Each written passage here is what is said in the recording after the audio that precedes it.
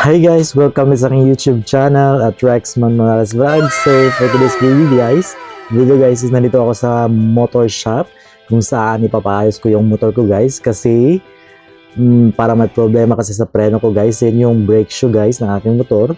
So pumunta ako dito guys or nag-visit ako sa shop dito sa Ulas.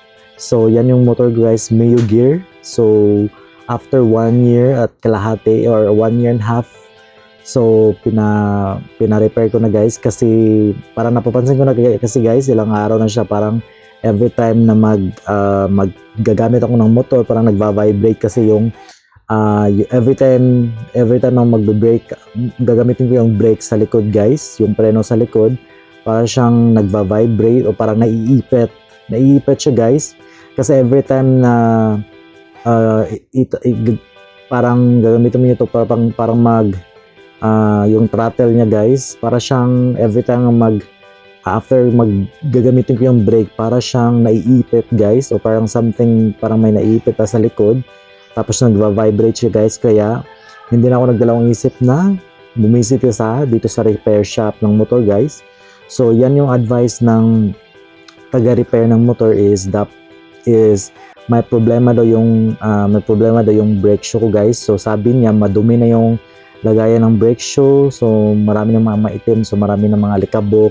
So nilinisan niya yung lagayan ng brake shoe guys. Tapos since wala naman silang available na brake shoe sa shop na to, so bumili ako ng brake shoe dito sa may Yamaha Ulas. So buti na lang at may Yamaha dito sa may Ulas guys, Ulas Davao City. So nilakad na lang namin guys, bumili kami ng brake shoe. Kasama ko yung girlfriend ko guys, at least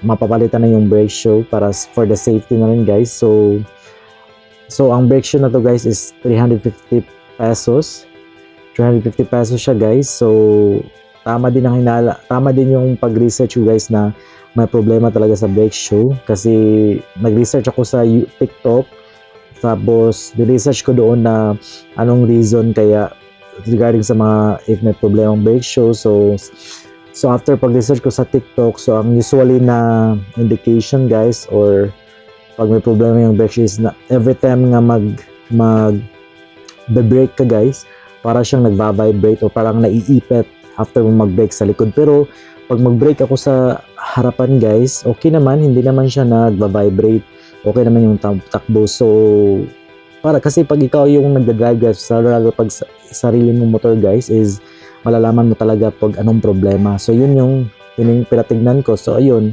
madumi na siya at tapos manipis na yung brake shoe niya guys.